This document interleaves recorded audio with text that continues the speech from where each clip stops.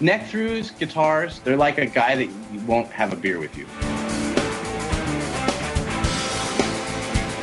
I want to hear what's pushing the notes.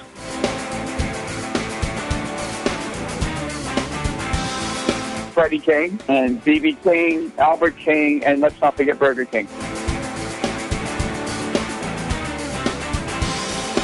I don't want to blow my knuckle out. Stainless steel is the work of the devil. These go to 11.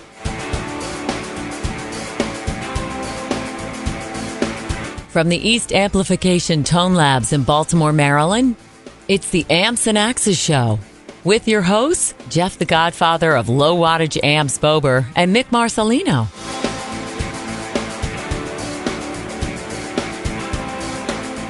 Well, good day to you, Mr. Bober. Good day to you, Mr. Marcelino. How be you? Oh, it'd be great. Good, good. We were talking about batteries not going dead. Batteries. That's Batteries, right. yes. Batteries. Like the rechargeable thing in the Fishman Fluence. Yes. It either runs on a 9-volt or they have the cover plates. The cover plate, the tremolo cover plate is actually the battery pack. Or on the Les Paul, it's the cover plate for the electronics. Oh, that's crafty. Yeah, that's and crafty. A little USB thing, and they play. Hey, guess what? A little micro USB. What? We have to thank the people that are listening right now. Yes, we do. Hey, we're babbling, but thank you. Thank you very much for listening. Yeah, man. Thank you also for clicking through the Amazon banner. That's an awesome thing. Yes. Very, very awesome. On ampsandaccesscast.com. Yes. Keeps the lights on. Yes, it does.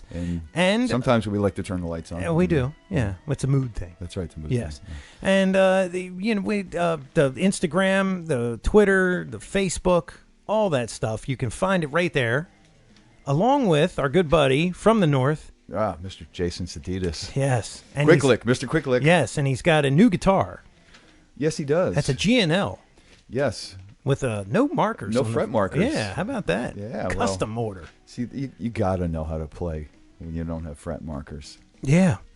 Either that or you don't care what you play, you know? It's one, me, I got to have fret markers, you know? It's just, But yeah, he does it again, and it was funny because he's like, yeah, I haven't done anything in 3 weeks, and I'm like, yeah. Oh, phew, it sounds horrible. Oh, that's right, because he didn't have a guitar. He's moved to his summer castle, and he hadn't had a guitar for like 3 weeks. Because I apologize, I'm a little rusty. Right. Like, yeah. Okay. I didn't see any rust falling off the fingers. No, not at all. No. So, when you're there on our front page, you can always see that last lick of the week. And then, of course, if you go into the archives, there's links there. Episodes is the episodes. And then, of course, the quick lick and lick of the week with Dave Nassie still out there. Cool. Yeah. Our buddy Dave Nassie's doing some stuff. He's doing a lot of demo stuff for the EVH line and oh really? And the Fender line. Yeah, you can you follow him on Facebook. You'll see some of that stuff. But he just did one for the new Eddie Van Halen guitar. I don't know what Interesting. It's got like a hardtail, or it's a stop tail. I'm sorry. Okay. It's a long. Hardtail. Just had a mini stroke, and it'd be a Harley. Yeah, and he does an incredible demo. He's a bluesy. He does like some little chicken picking thing, and he does some he does a little tapping thing, and so it's pretty cool. So if you follow him on Facebook, you can see that. That's very cool. Yeah. And wasn't he doing a country gig? Still is. Still is? I think so. Yeah, okay. Yeah. So he goes out with that band. I saw a post the other day where he was up on stage with the guy and doing acoustic thing. So yeah, good on him, man. Because Absolutely. that guy, he's doing a new thing too. And not to go off on his tangent or anything, but I just saw it. Oh, that's okay. We're here to talk. Yeah, he does a thing now where if you can't Skype a guitar lesson with him, you kind of send him an email, and he'll work out a deal with you.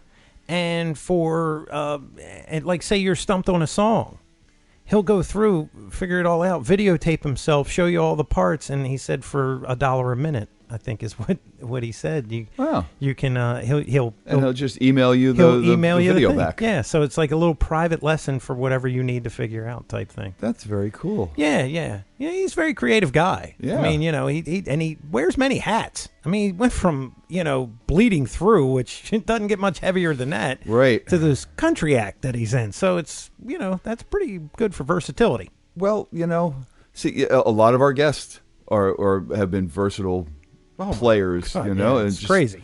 Again, say yes and then figure it out. Yeah. If we wanted to become like the richest record producers in the world, we could probably harness 20 of these guys and literally conquer the world. Probably. There's enough talent in these airwaves right now. Yeah. It's with some of the guests we've had, if we could wrangle them up and get them in a room and heavily sedate them, and then just why would you do that? We'll just let them all play. And just run tape. Right, exactly. And then, we'll time shift accordingly. Yeah, exactly. That'll work. That'll work. Yeah, well, my finger's healing. That's a good thing. Yes. Good on you there, by the way, playing with the sliced finger the other night. Oh, yeah, that was many layers of liquid skin after it stopped bleeding in 2 days. Oh, my God. Yes. Yeah, Jeff did the thing where he drove a screwdriver, right? A Phillips screwdriver bit, that was at the end of a drill that I was screwing in a 3-inch screw with, and it slipped, Oh. But, we still got the French doors in, so, and... a little DNA help. With a napkin pressed against my finger for the rest of the day. But then, what, was it 2 days later you had to play? 3. 3 days. 3, yeah. And it was a good wallop. So it stopped bleeding the second day, pretty much. And I just kept, this new stuff called it's pretty much super glue. It's crazy glue, liquid skin without the burn. Yeah, I told you. Yeah, you were right, without the burn. Yeah, man. So yeah. Luckily, it was only a 40 minute set. So I figured this: if you had Imodium AD, Pepto-Bismol, and liquid skin, you could take a shotgun blast to the chest, and I could fix it. Luckily, it wasn't that. It was just one hole in my body. But, it sucks when it's on the tip of the index finger. Oh, yeah. Yeah, I'd love to hear some stories if any of our listeners have any on that kind of thing. I've had a fingernail was hanging, pull it and go, I just pulled that back so far. I should start bleeding right around song number 3. Right. And yes, that's what you do. Yes. It's off to the bloody races. Yeah. Well, the show must go on. Yeah. The show must go on. And if there are any stories that are real cool, send them to the ampsaxcast@gmail.com. Yes. Or you can go to our comments page on the ampsandaxescast.com. That's true. I just can't. So I didn't want to miss that gig. I mean, they could have done a 3-piece, but it was opening for Kansas, and I didn't want to miss that. That's gig, right. So you had to carry on. My wayward son, my wayward finger. So you had something about the guitar manufacturer out on the West Coast. Oh, Carvin. Yes, Carvin. And this happened probably a couple of years ago, and I really didn't take notice of it. You're much more a Carvin fan than I am. Nothing wrong with Carvin. I actually like those guys. Here's the funny thing about Carvin. You buy, I don't care what it is, you buy 5 picks from Carvin, you will get their catalog forever in perpetuity. I think my grandkids will be getting that catalog in my name. That's right. It's their gift that keeps on giving. But, remember the day when you used to get the big one when it was 8.5 by 11 and you'd open up to that centerfold and it was the biggest PA system you have ever seen in your life outside of Grateful Dead setup. Well, for sure. I mean, they would get a plot of land and put this thing on there. And it was always some crazy price, like $45,000. Now in today's money, it would be $245,000. Right. I'm talking like mid 70s. Oh yeah, and it was all folded loudspeakers and folded horns and radio horns, right? Yep. It was awesome looking. Oh, it was awesome. And just literally a stack of power amps, big 42 or 48 track or 48 channel mixing board. Oh yeah, with the anvil case. I mean, this was stuff you'd see in an arena. Well, that's the biggest you could get was 48 channels. Man, back then, yeah, absolutely. Yeah, well, because the board was 7.5 feet long, nobody could carry it. It weighed 300 pounds. But they I thought they changed the name of all their guitars, but you were telling me that it's just a specific line of guitars. Yeah. But they went back to using the surname of the founder, Kiesel. Yeah. Yeah, and I thought that, I maybe thought initially I thought some different designer went to work for them. It turns out that was the founder. He started the company as Kiesel. Yes. And then, and it was in some other state. He moved back to California and then changed it to Carvin, which was a composite, a compound word of two of his sons' names. Okay. Carvin came from that. Yeah, it's Car and Vin, and you know, so it was Carvin. But they changed. They have a Kiesel design line guitar now. Yeah. Yeah, and what I've gathered, it's either got to be a grandson, great grandson. I don't know. It's definitely the one of the owners, either owner's kid or somebody. It's somebody relative in there. Right. Well, what they did is they have a line of headless guitars under the Kiesel name, and they go. I'm gonna get it wrong probably. 7-string. 6-string, maybe 8-string. I'm not sure in this headless design, and they're the options, you can't do a lot to them. Like on the regular Carvin line, as far as ordering them goes, you can option the crap out of a regular Carvin. I mean, you can do crazy stuff with it, stuff that isn't even on the page, mind you. You can call them up and say, "Hey, I want this there," and they'll go, "Well, you're going to pay $40 extra, and you can't return it." Right. And then that's it, But, I mean, let's not return things, people. Anyway, that's what puts businesses out of business. Be sure of what you want. Yeah. Enjoy it for a while. But they have, like, baritone models. Cool. They've got some really different types of instruments under that Kiesel name. And it's the higher-end stuff. Like it's all quilted, the crazy quilted maple. They are huge on quilted maple. Wow. They can be because they're on the West Coast, so those trees are out there. You don't get the quilted here. You get the flame here and the quilted out there. And I'm probably backwards. I've been hitting 1,000 lately, so sure. If they're using quilted, then I would imagine that it's probably close. Comes from out there. Yeah. So they, that company. That company does things, man, that is surprising because they're all USA made. They don't export their stuff. There's a lot of USA companies right now that it's built in China, and then they're bringing it back, but they're stamping it USA because they're doing like the majority of the work here, or I don't know how they do it. They like final assembly is done here, and whatever that quote unquote consists. Exactly. Of, it's the last two screws that go in. It's Godin. Is it Godin or Godin? Godin. I always pronounce it Godin. It's French, so it's probably Godin. Godin. Yes. They like Viget. Yes. Right. They do like they have. Well, that is the biggest factory manufacturer in Canada. They've got like 12 huge factories up there because they don't just build those guitars. They build a lot of different instruments. That company. Okay. Right? It falls under an umbrella, right? Well, I've heard that the Godin line, they make their way into this country. And they, they build them out and then we send them back. Sort of like the Chinese thing. Oh, wow. Yeah. Interesting. Yep. Interesting. Well, maybe we'll get somebody on from one of those companies. I'd love to find out how Carvin does it and keeps the cost down, especially being on the left coast. Yeah. I really like to explore that a little further. Yeah. Maybe we will someday. But today we won't. Speaking of the Godin factory. Speaking of Canada. That's right, man. What a tie-in. What a tie-in. Anyway, I didn't even try that one. I know. See, if you rehearsed it, it would have screwed up. But anyway, our guest today is a guitarist from the Great White North, as well as he's a fusion guitarist and a record producer. Yeah. So we're going to take a break here, and then we're going to bring back our guest of the week, Mr. Dave Martone. Hi, this is Andy Alt, founder of A Little Thunder and online marketing director to Steve Vai, and you're listening to Amps and Axes. All right, and we're back, and as promised, our guest of the week, Mr. Dave Martone. Dave, how are you?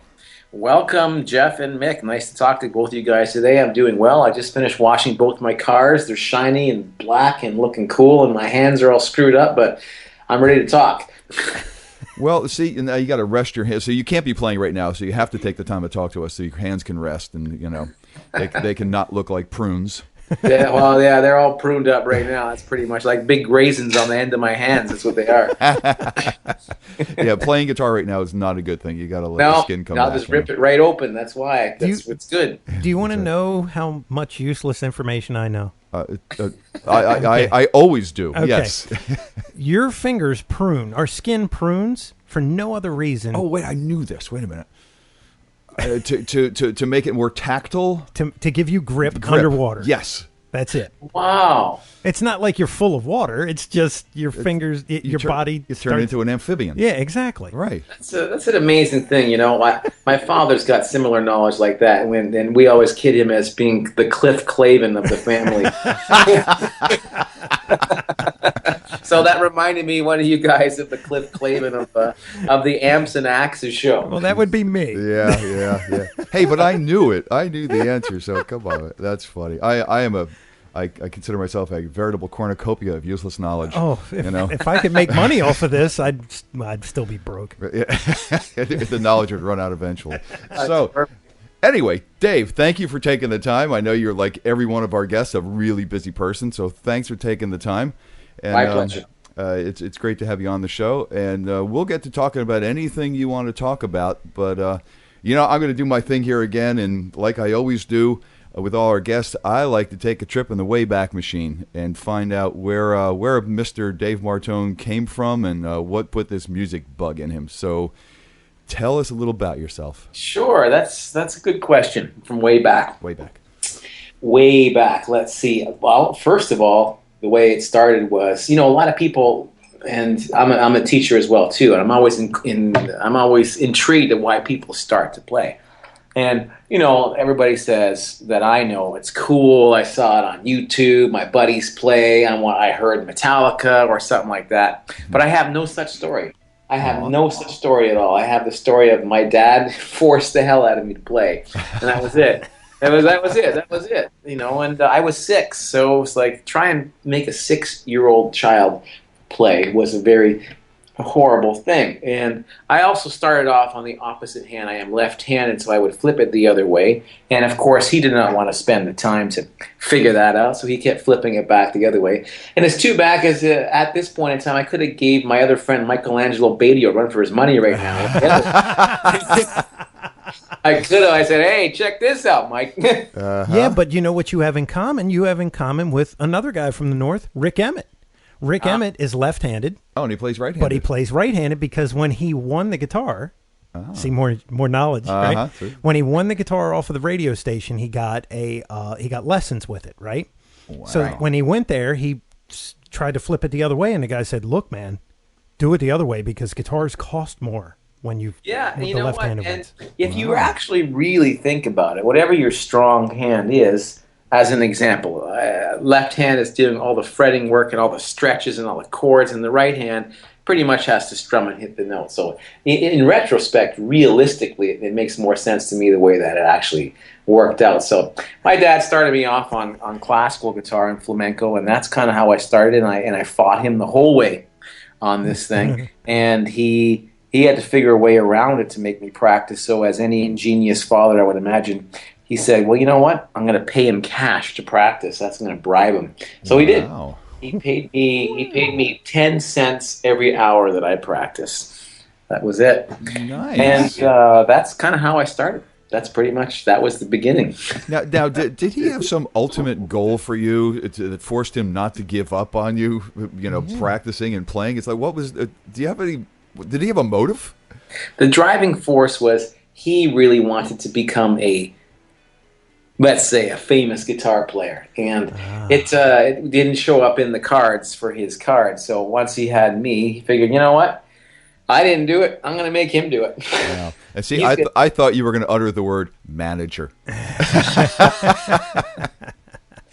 You know what? I never thought about. I've actually had my father come out and tech for me before. And that's at cool. different shows, when I'd be going back to Toronto area, I would not have a tech, and I would have my dad do it. And he was scared to mess it up and give me the wrong guitar, tune it all wrong. But I took patience with him, and we figured it all out. And I brought him out on stage, and I introduced him, and it was awesome. Nice, cool. Nice. It's like he basically took a guitar And most guys would have replaced it with like football or baseball, where they obsessively make the kid practice for hours on end. But that's good on him because, you've made a career out of it. And that's how it happened. And then I remember, I think I was playing all the classical guitar in the beginning, and he would also put me in all these, they were called these Kiwanis musical festival competitions, and he would just keep hammering me, putting me in all these things. And finally, by the time I think I was 12, I had heard my first electric music, because I had no older brothers. As if you might know older brother or sister that you might have had, usually they show you the way of being cool or not, what you listen to in music. So I didn't have that. So I was listening to my parents' record collection, which was definitely not cool at the time. And so my first buddy brought over Black Sabbath, and I heard War Pigs for the first time. I just blew my diaper off. And I never heard anything like that ever. Yeah, that was different when it came out, man. It's like, wow, this is dark. What is this? Powerful and dark and the thinnest strings that you could ever put on a guitar, but yet he was able to capture that heaviness. Yeah. Did he use what was his skinny E? Do you know? He used banjo strings for the G, the B, and the E, and they were all like sevens. Oh my God, that's more knowledge, like the amphibian raisin hand thing. And then I read his book, so I think his low E was an A from a 9 set. Wow. Yeah, so he used the A, the D, and the G for the E, the A, and the D. And then he used 3 banjo strings for the and tuned to pitch. So like, how didn't fall apart under his finger pressure? I don't know. That's crazy. Yeah, and if you ever see him when he plays, like War Pigs is an E, right? Mm-hmm. Okay, yeah. Well, he doesn't play an E at the 7th fret on the A string. He actually plays it on the 12th fret. Up on the low E. Yeah, on the low okay. E, because there's a reason behind that.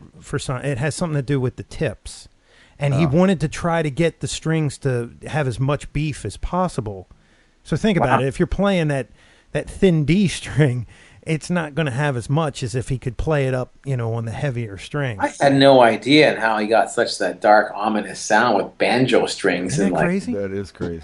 And he did this vibrato thing. That was the other thing that he said. But his vibrato, wiggling the string a little bit, created this kind of tension. Well, you wouldn't have to wiggle it much. No, not at all. No, you could probably just blow on it and it'll play. Right. Yeah. You just have a little body tremor and you're jumping 3 notes. Yeah. So when I heard the Sabbath, I told my father, I'm like, we need to go buy myself an electric guitar, because hey, I've been playing this acoustic thing for 5-6 years now, so I want an electric. So the quest was to go and find an electric, and we couldn't go to a fine music shop like Guitar Center or something like that, or Sam Ash. We went looking through pawn shops and in the paper and classifieds, and we found this old like a El Dega Strat copy, and it was about $125, and the case was homemade, like some old wood, and there was no plush interior. It was an old green towel with some weird stains on it that was stapled inside. Awesome. And that was my first guitar. Wow. Do you still have it? I do. Awesome. That's great. I still have it, and that was the one that I spent years and years and years just kind of going to town on. I took it all apart first thing, and I screwed it all up, and had to take it to a shop to fix it because I wanted to see how it all worked, right? And then I was off. That was it. Wow. That's very cool. So, can you take them apart and put them back together today? Or, I don't even care about that anymore. There's guys that love doing that. They love getting, guys that love muscle cars. They like getting into the hood and swapping out the carbs and this and that. But I just like to drive it fast and have someone else fix it. That's all. That's cool, So you get the electric guitar and you start playing War Pigs. Did you get together with a bunch of guys and go, we're going to do this whole Black Sabbath album? You know, how was the first band put together? I'm assuming you have had a first band. Oh, sure. The first band was, I think it was 14. The first band, the very first band, I would say, was with my dad and my cousins. So he had us playing, and we would do these festivals in the park in the summer. And we would be doing like, God, I can't even remember. Let me think about this. Like Simon and Garfunkel, and who sang Bad Leroy Brown? Who was that? Jim Croce. Yeah. Yeah. So we'd do stuff like that, and John Denver, and I would be the lead guitar player. He would be strumming, and he would have the cousins singing. So that was when I was about 13 or 12 or somewhere on there. Well, you know, there's some wicked solos in that John Denver stuff, man. But the first band with buddies that I got into would be probably around 14. And that was just dudes I met from the high schools or from parties, you know, going to parties and hanging out. Hey, you play, this and that. And we found a bunch of dudes, drummer, bass, singer, and guitar, and we would just meet at my house and we start playing Sabbath, and we start playing. Then I heard Metallica, then we heard Van Halen, and then it would just be going. And from there, we got a whole bunch of music, and I was starting to play into the clubs when I was about 15 or 16, and they would always squeeze me in the back door and just hop up on stage because I wasn't old enough to play in the club. Mm-hmm. And that was pretty much how that whole started, that whole thing. We've got a guest guitarist. He's going to play with us all night, but he's a guest guitarist. Now, did you have all the music knowledge of, like, reading and all that at that point, or were you just learning by ear? And I had the knowledge of reading and figuring out everything. My dad gave me this book that he used to use called Barbara Warham's Music Theory or something like that. So I would go through it, and I would lie in my parents' floor, and I would do all the exercises and stuff when I was like, 8, 9, or 10, and figuring it all out. And then I would like to just write the look. I enjoyed writing the look of music, so I just kind of write. I don't know what I was writing. I would just write shit, like it's a different thing, I don't even know what it was. It was the look. It looked cool. It was artistic. Yeah, it was more of an artistic thing. Yeah. But when it came to doing the electric stuff, that was all by ear. The strangest story I remember is we were doing The Trooper. We were trying to figure out The Trooper from Iron Maiden. And you know that song when it breaks into the harmony lick there. Yep. I was trying to figure it out, and I figured it out on one guitar how to do the little thingies, but mine sounded always so dirty, and I never understood how theirs sounded. It sounded so clean until finally someone said, there's 2 guitar players in the band, right? And I'm like, what? How? So then I understood that they were playing it in harmony, and that's how they got this smooth sound. I was one guy trying to play both the parts, and when you do it on the guitar with distortion, it sounds like ass. Oh, yeah. Wow. So that was an interesting epiphany for me. I remember that right now. I actually haven't thought about that in years and years until we talked about that right now. Speaking of dirty, what was the rig back then? What guitar? We know what the guitar was, I think. What was the amp and the dirt pedals? The amp back then there was 2 things, and I can't remember which came first or second, but I know there was 2 of them. One was a 300-watt PV PA head. It was awesome. A PA head, and that went into these old, way back when they had these things called column speakers, and there was 4 12-inch speakers that would stand straight up. Yep. And I would have 2 of those, and then I have 2 15 big speakers on the center, put the PA head in top, put those 12s on the side, and I would plug a Boss DS1 into that thing and just go deaf. Good God. Nice. That was probably an XR600 head, right? It sounds something like that, but you want to know the look of it like that. Yeah. Can you picture that? Like 2 15s on top of each other, 4 12s on each side, so 8, and then the head of 300 watts. It just looked like, you're going to blow it apart. I think we're going to have to... In retrospect, it sounded like total crap. But damn, it looked good. It looked good, man. You were like a modern day Leslie West. Didn't he use like Sun PA heads or something like that? Yeah, Sun accidentally shipped him PA heads to start using because he was going to, start using Sun gear, and he's going, "What am I going to do with this? I got to play, and I have PA heads." And he figured out that if you turn up the channel volumes and turn down, because they were the only thing that had a master volume, yeah. you turn down the master volume, and that's where he got all his dirt from. Yeah, that's exactly it. And then somehow I figured out I got an old Music Man amp, and I don't even know if that was Fender or who that was, but I remember it said Music Man on it. And I remember I hated the speakers. There was 410s in there, and all the time I was starting to read the magazines, and everybody's talking about Celestions this and Celestions that, and Celestion the Celestion. So I ripped those out. I went to a store, bought two 12-inch Celestions, and loaded those in, and it still sounded like crap because it was, I don't know, it wasn't the right thing. But anyway, that was a Leo Fender design after he left Fender. Yeah, with Ernie Ball, right? Were they working together? It was Music Man at first, and then the two came together. Oh, okay. I'm pretty sure, but that was what? Well, so then Leo made Music Man. Yes. Then Ernie came in. And then it was Ernie Ball Music Man. Ernie Ball Music. And then Leo left to make G&L. Right. With George Fullerton. Yeah. Right. Yeah, that one makes sense. That makes total sense to me. Yeah, that the Music Man thing was a all solid state front end, all little IC chips in the front end, and with a tube output stage. So a hybrid. Oh, very much a hybrid. Yeah, very cool. Yeah. Wow, I didn't even know that was a hybrid. I know that there was tubes in it, and the sound was very displeasing. That's all I remember. I don't know. It was like but I didn't care at the time because I didn't know anything. I was like 15. I didn't know what anything was, so I was just wanting it to look cool, to have somewhat of a neat distortion sound, and that was that. Another bit of useless knowledge. I'm sorry to interrupt, but what's her name? Oh my God, why am I blanking? I Love Rock and Roll. Joan Jett. Joan Jett still plays the same Music Man that she recorded her first hit with. Wow. Really? Music Man combo, yeah. So some people find a way to make them work. I never liked them. So No, it was like I don't know that the when I was approximately 17 or 17 and a half or 18, right around there.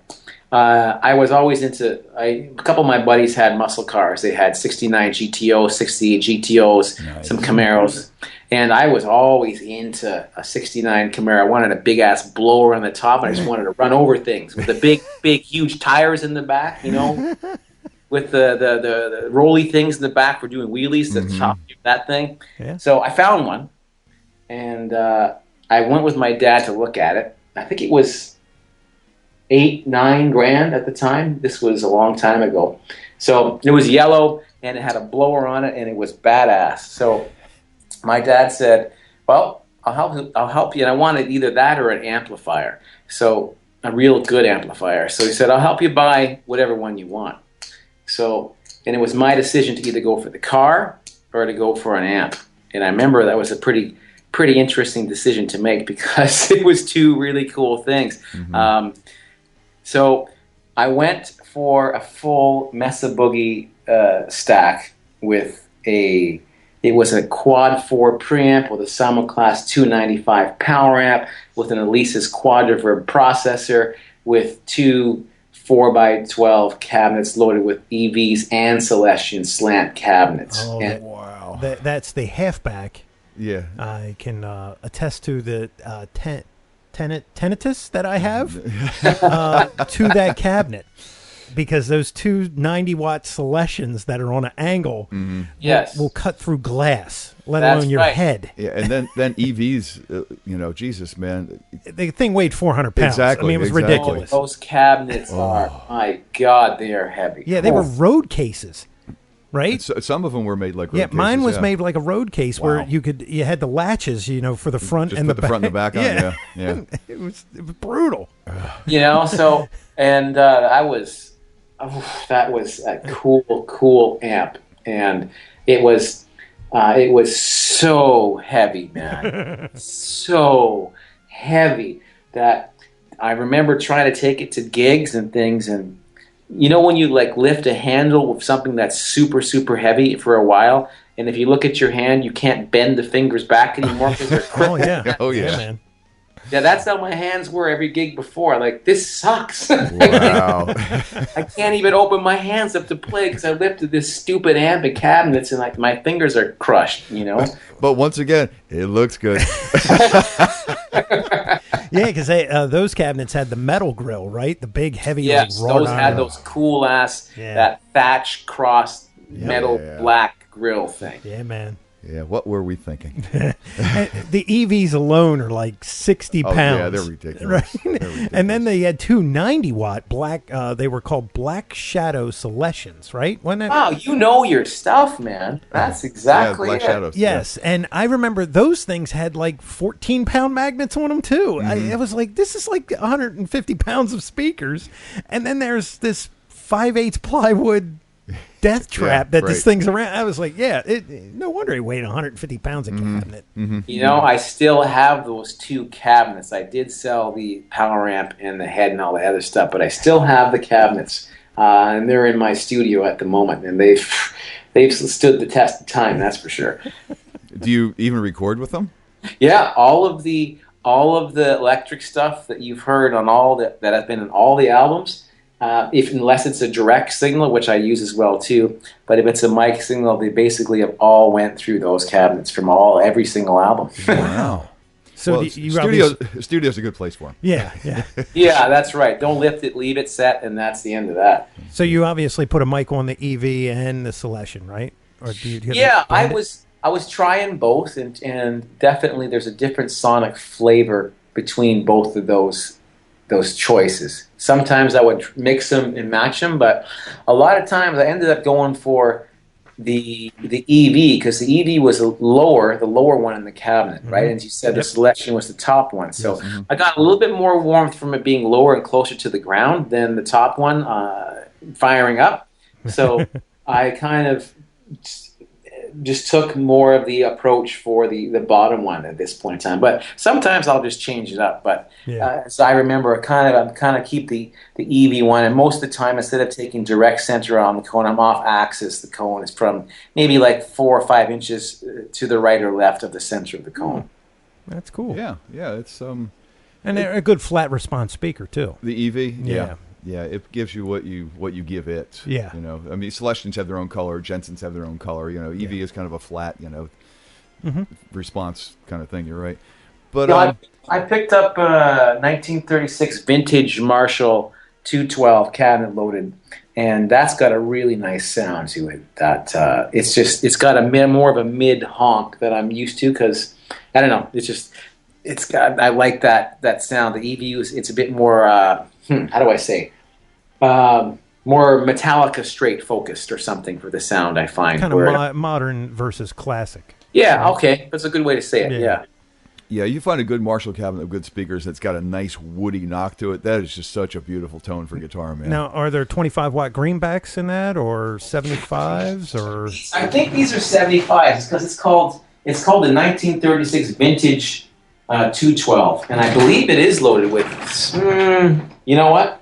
I don't know. It's something I'll have to check out, but I think it's loaded with 75s. I think I have a 36, and it's got 75s. Mm-hmm. Now I had a weird one. I had a 412 that had 70s.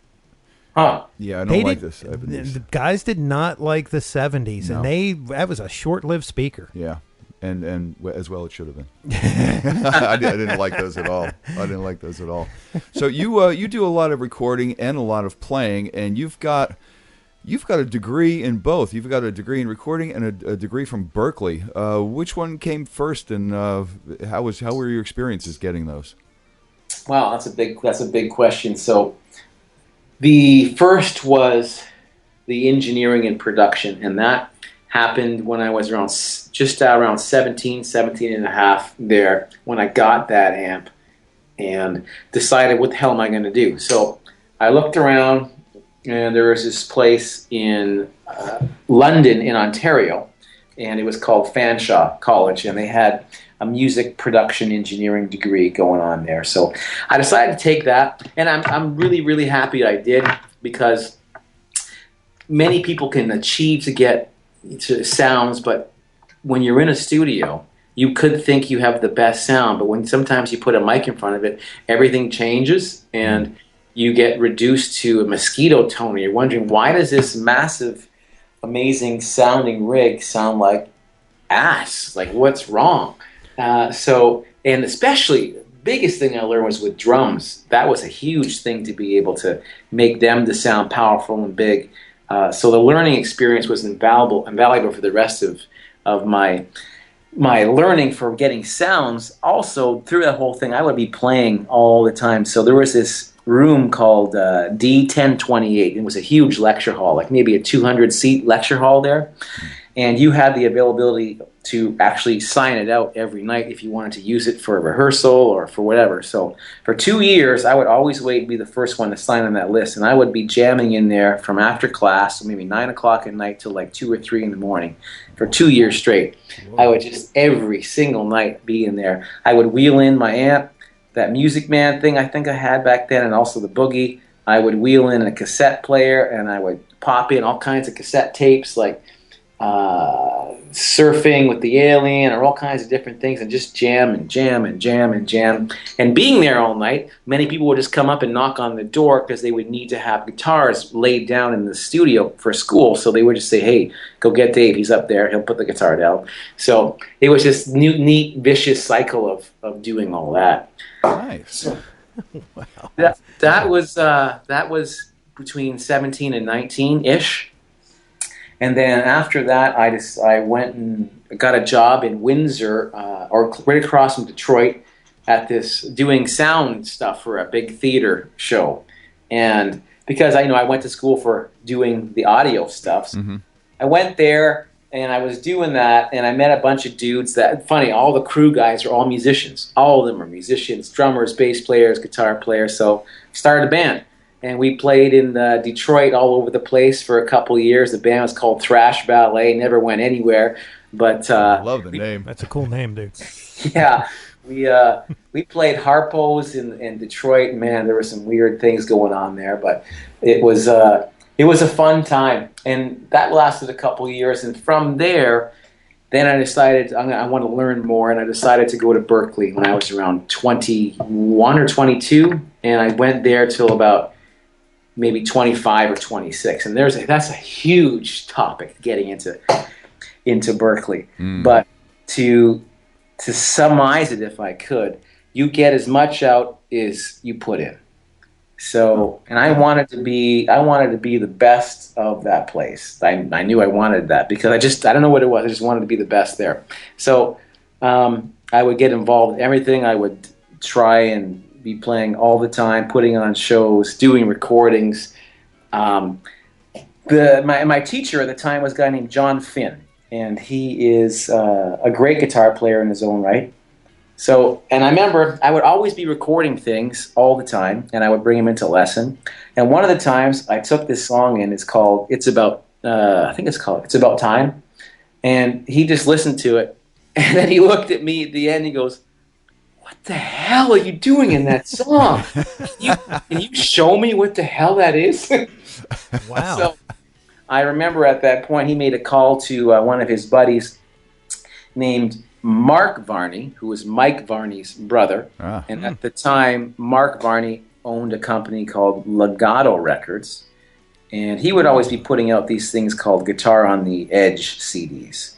And John, my teacher, said, you know what, I'm going to make a call. This is too good to not be on something like this. So nice. He was the first guy that helped me get onto that whole shred Varney world thing, and from there I was also working. I had to work at least part-time because Berklee's super expensive. So I worked in their big performance hall, which is called the Berklee Performance Center. It's around a 1,500-seat theater. And I started off scrubbing toilets and worked my way up to a lighting designer guy. And the weirdest thing is I am colorblind, so I'm the only colorblind lighting designer that existed ever there.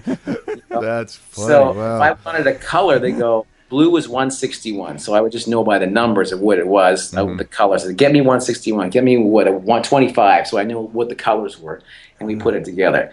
So that's funny. I don't think I've ever heard of that before. A colorblind LD. That's hilarious. Hey, we got plenty of light, but it's all white. That place was amazing. When I first got the job, I don't know if I should have did this or not, but I went into my boss's desk and I knew where he kept the keys for the whole thing, and I took them and I went across the road to Store 24 and I made copies of it. So I had the keys to this 1,500 seat concert hall for pretty much my duration. And man, I don't know how I never got caught. I had no idea, because I would be using that place every night. I would be recording. I would practice in there. There was a phone in the backstage. People would always be calling me. I'd host keg parties in there. I love it. I would be bringing back girls in there. It was just wow. Well, if you were able to do that, it sounds like that building was horribly underused. It was. Can you imagine the playground going? For having band practices in there. Right. It was. I would sleep in the green room sometimes because it was air conditioned. And if you ever been in Boston in the summertime, you want to die. And I remember when I finished up everything, I gave my keys back. I gave the keys back to my boss and goes, "Say thank you very much for the keys." He goes, "I never gave you the keys." And I'm like, yes, you did. But thanks anyway. So there is so much more detail I can get into, but I think that kind of touches on everything. The statute of limitations hasn't run out yet. Exactly. That's awesome, man. So whoever's listening out there, I suggest do not do that. Do not try this at home. Do not try this at home. That's correct. His boss is like, I only had one key. Now I have 7. Right. How did that happen? Well, he and 5 of his closest friends all gave the keys back. So they're very honest people. I was just trying to be honest at the end, I guess, but still, whatever. Absolutely. Oh, that's funny. So you were of course practicing there amongst other things. So where did that band go from there? It's probably full of Berkeley people. What did you do with that band? Well, in between when I was there, I was recording my very first CD, which was called "Shut Up and Listen," and I was recording that around 1992-ish, and I had a buddy in Toronto that I met at the other school that I went to, and he was working at a big studio in Toronto. So at this time, I had also got a little Marshall 5210 combo amp, just a 112 combo amp. Mm-hmm. And I would take the Greyhound from Boston and go to Toronto as much as I could, because he would say, "Listen, there's no one in the studio. Come on up. We can do some work on the weekend." But he says, you have to realize that sometimes it could get booked. So I might make it like this 16-hour trek all the way to Toronto from Boston to go, "Sorry, man, I got booked." Oh. And I'd be like, oh. But I would do it. I would go on the bus. I'd carry my stupid amp. I had a black Strat at the time, and a little Boss Super Overdrive pedal, and I would trek up there so many times to finish this record. At the time, I was seeing a girl in Toronto, so I would at least stay there at her place when I was there. But and that's kind of, I had a band in Toronto, and I had a band in Boston, and everybody played in Boston at the school, so you could be using all kinds of different players, and there were so many different shows you're asked to play on from all kinds of different styles of music. But there was, in my time, there's a guy named Metal Mike Klaschuk, and he's played now with Halford and Testament and of that nature. There was a guy named Johnny Rabb, and he's also come up. He's played with all kinds of different people. There was Abe Laboriel Jr., who's playing with Paul McCartney now. There is another buddy named Prashant Aswani, another great guitar player. Yeah, I know Prashant. He's a great player. Yeah. So these were all people around my time of being there. So, wow. Yeah. So where so you got the first album recorded. did you have a chance to tour it, or what happened after that? Did you take your Canadian band and tour it, or well, let me step back a second. Okay. The very first thing I made was a little EP, and it was a cassette tape, and it was called Feel the Silence, and it had 5 songs on it. And I did that first in the first year of Berklee, where there was a class I had to take called Harmony. And in Harmony class, you had to be, as part of what you had to do, you had to write a song using the techniques they would teach you about harmony and record it every week and then present it in class. So, and you had to figure a studio out, you had to figure the players out, you had to get it all done and do it every week, which is pretty neat. So I would do these songs, and some of them he would not give me a passing grade on, which I found odd because I did it more in a metal style, and I guess they were looking for more of a jazz style. So I took these songs and put them on a cassette tape, and I made my first EP, and I sold it in the Berklee bookstore. And I think I sold about 500 copies of that stupid tape. Wow! Throughout the school, and it just started getting a buzz going on. So that's when, after that, came that second album, Shut Up and Listen. And I would be playing it all those throughout Berklee, and there was no real touring, I would say, with that album because I was still in school. I did take a year hiatus off from Boston because it was just way too much information. The way I could say it is, imagine you're hungry and you eat, but then you keep eating and eating, and then you're so full, but someone keeps plunging food down your throat until you're just vomiting. It's so much. That's how I felt with the information at Berklee. It was way too much information. So there was jamming all this stuff in me that I couldn't remember, so I had to leave.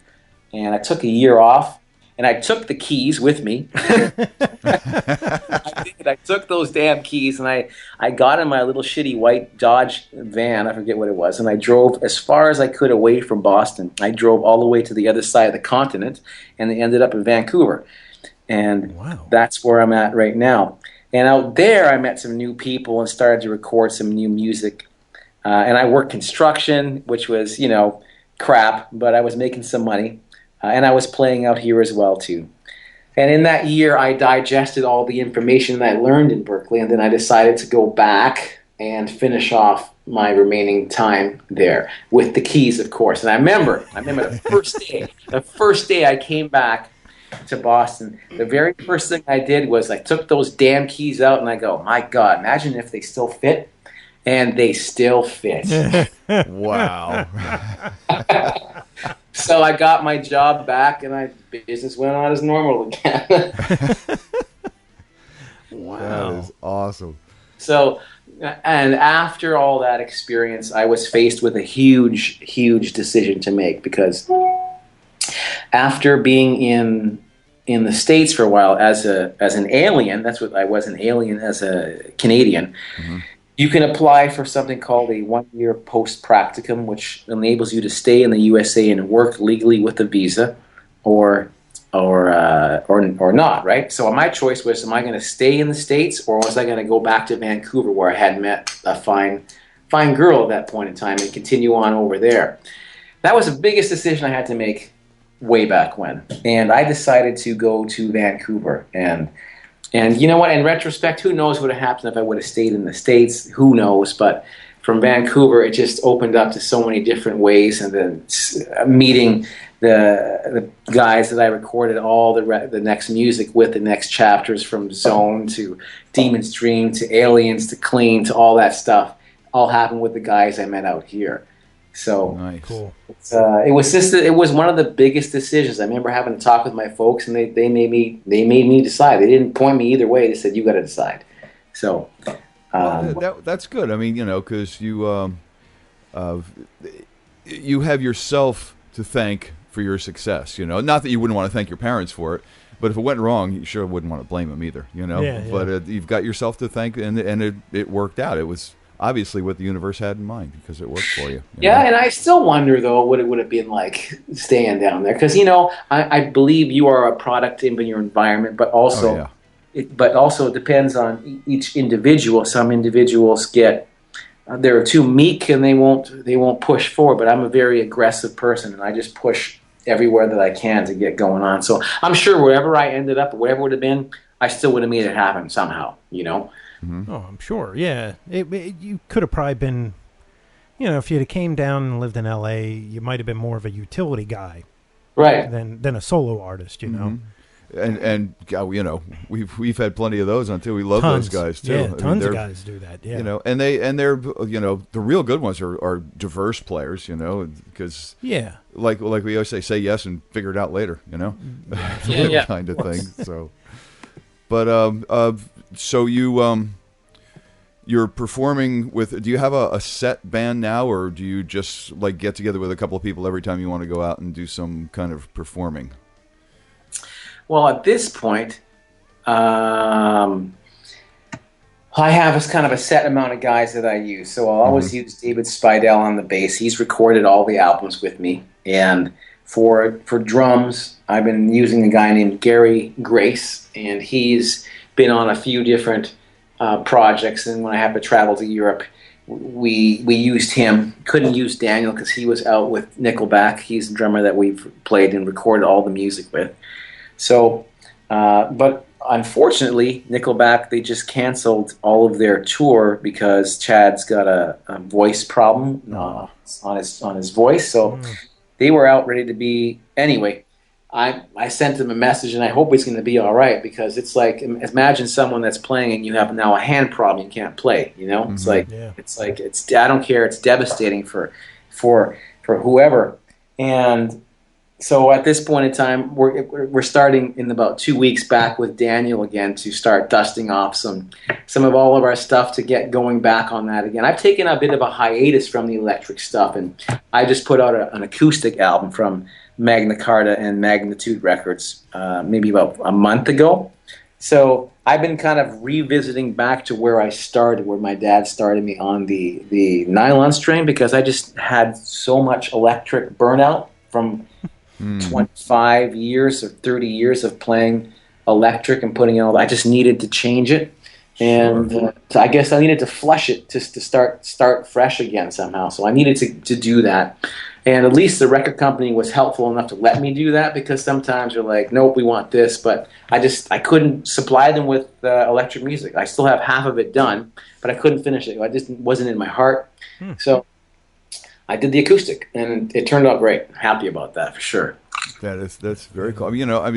Change is good. It sparks. Going from electric to acoustic. Of course, you wind up playing differently. At least I do. Sure. And not that I'm any great player, but wind up playing differently. And sometimes it sparks improvement on both ends. Yeah. So I think it's a really good thing to change. It did. And I know when I was still learning, and I'm still learning these days, I would always pick up the nylon string and try and play everything on the nylon string, because of course it's it's like double harder. It's just way harder to do everything. So, and I have so much respect for guys like Al Di Meola and different people that just pick up a damn acoustic and just rip. Yeah. They don't got to hide behind a delay or distortion or this stack or this compressor garbage. They just plug in and they just do it. It's like it's muscle car playing, I think. Yeah. And, that's a good way to put it. Yeah, well, I mean, it's like the difference between using a chainsaw and an axe. I guess kind of, yeah. If you gotta use that chainsaw, you'll go through 100 trees. But if you gotta axe it, you better take your time. Yeah. So, but that thing, playing both helps out the development. Oh yeah. I think which I can't complain at. So it's been nice to take a break from it. So recently I've done a couple electric shows. Like last month I played with Paul Gilbert down in San Diego, and that was tons of fun. I hadn't played an electric gig in a while, so he was my first electric gig to play with. And just awesome, fun, happy, talented, scary dude to play with. Yeah, that about sums it up. One of our previous guests, Greg Mara, who played with Bruce Bouillet, actually played with Paul at some clinic that Paul did at a music store or something. He played bass. Oh, wow. Yeah. And he posted it out on Facebook, and I saw it, and I was like, wait a minute, he's playing bass. And he was like, yeah, you play bass when it's Paul Gilbert. Right. I play drums or something. I wouldn't even put strings on what I play. But what's your when you go out and do the electric thing? What's your current rig like now? Are you still amp? Or are you any kind of virtual? And what's it like? I'm still checking through and doing a bunch of things. I've been playing Vox for many years now. I've been with them for a while. Oh, nice. So I have Vox heads that I use. I have some Marshall heads that I use. I have the Italian-made multi-amp, which is to take on the Axe effects that I use. I have a boutique amp. It's from builders in Vancouver that has been on a bunch of records, which you'll never hear of and it never exists, but there's that one as well, too. So, and then I use a couple direct pedals. There's one thing that I use all the time, which is I call it the George W50, and that's a Yamaha old shitty pedal. That's $150, and a lot of the lead tones I've used, if I want a direct tone, has been that pedal with an overdrive patch on it. But when I go live, it'll be a Vox. It's called a VTX head. It's a 120 watt head, 60 side stereo, and I usually will put that through, depending on what the venue is.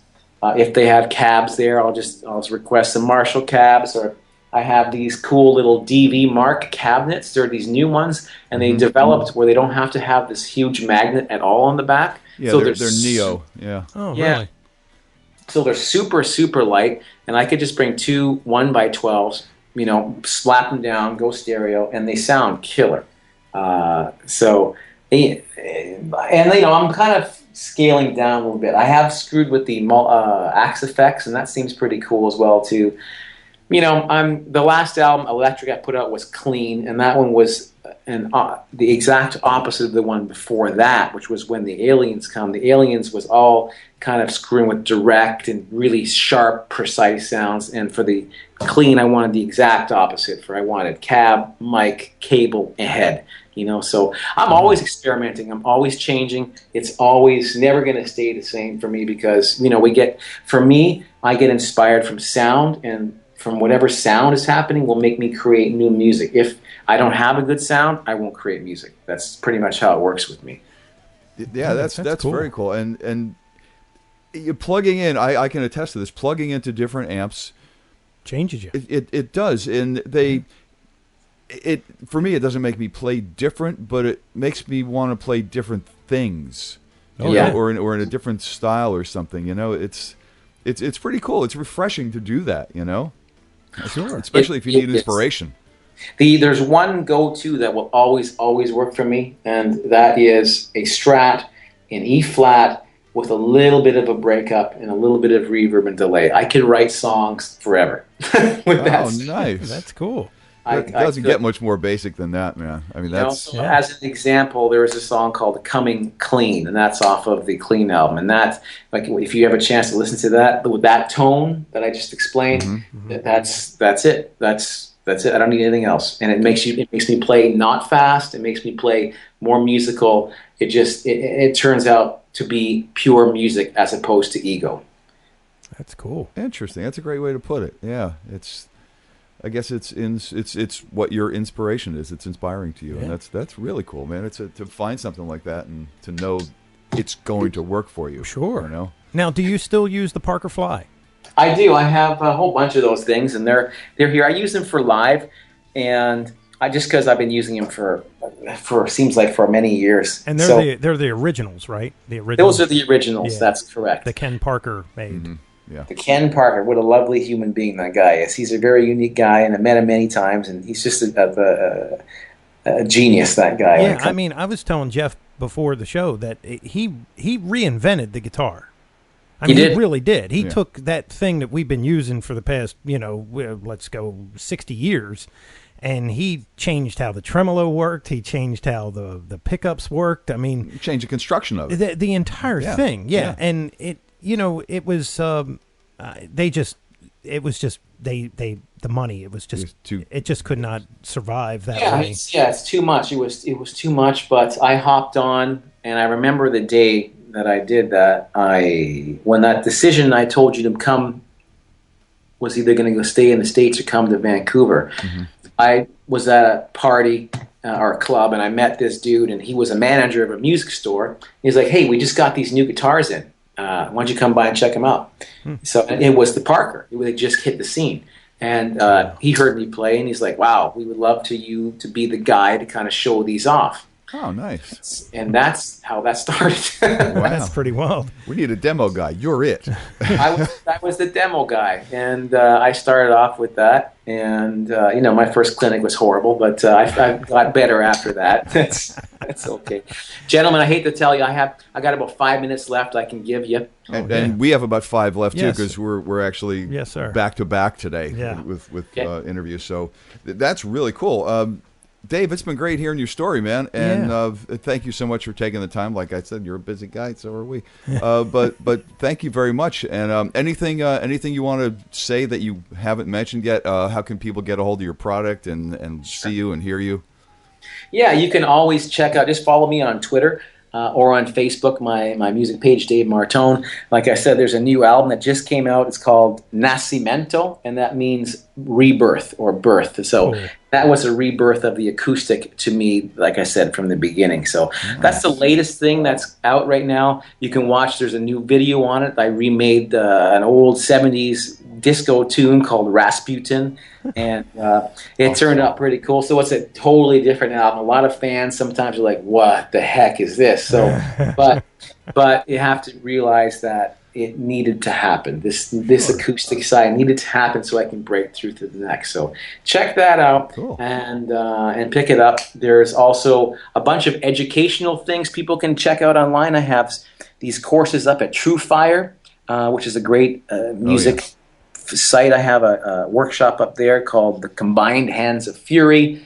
I have 2 books out from Alfred Publishing you can pick up, and I also have some courses at Los Angeles Music Academy in California you can sign up for. And of course, like anything else, I will have the links to Dave's website on the show page. On the show, yep. And they will live for perpetuity. That's right.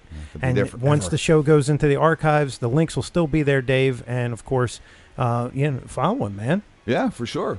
Check this man out. Check this man out. And check out his videos because they're awesome. Thank you very much, Jeff and Mick. There was some great questions, and you made me relive a lot of those crazy times. Well, thank you, and I hope you loved reliving them. We loved hearing about it. So, man, it was great, man. Thank you very much. Thank you so very much. Have a great day and continued success, my friend. Thank you, guys. Same to you. Well, and there you have the story. From Canada. From Canada. That's right. What a great guy. Yeah. That was one thing I wanted to say, energetic. but he was going, so I wasn't about to interject with that. But there's a couple videos of him like at NAMM. And there's one in particular that he's up playing, I don't even know what it is, the Goody Squidgy or whatever that song is. Okay. He does all these crazy harmonics in it. Well, anyway, he's up there, and it's the sound police, so it's kind of quiet. Right, and he's playing through like a set of monitors. It's a direct thing, And one of the comments that the guy put on there was, he has this genuine smile on his face that just tells you this guy's doing exactly what he wants to do with his life. I mean, he just looks... You could hear him smiling in the interview. I mean, this guy is genuinely happy. He's just a happy dude, man. And it conveys through his music and his playing and all. And just an awesome guy. Yeah, totally. And, I wouldn't have... For his style, I wouldn't have expected Vox, but that's a whole different Vox. That's got to be like a solid state thing, We got to look it up. Yeah, what did you say, like 120 watts, 60 watts a side or something? Yeah, it's stereo. Yeah, so that's not your typical Vox AC30, because, you say the word Vox, so that everybody pictures it, at least I do, pictures an AC30. I'm going, wow, that's really strange, but that's a whole different Vox beast. Yeah. So every time I hear the word Vox, I think of this tall, gangly guy with like the crazy curly hair. Played for this band called Queen. Queen, yeah. He had more than one. Yeah. Like 9. But you know what? It looked good. Yes, it did, my friend. Yes, it did. Okay, man. So until next time. Wait, what? I am Mick Marcelino, and you. It's still Jeff Bober. And we are always saying, Onward.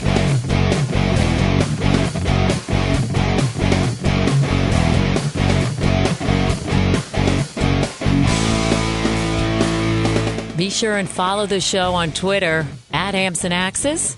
Also, make sure you like the show on Facebook. For news, comments, and everything else, visit the webpage, ampsandaxescast.com. Thanks for listening.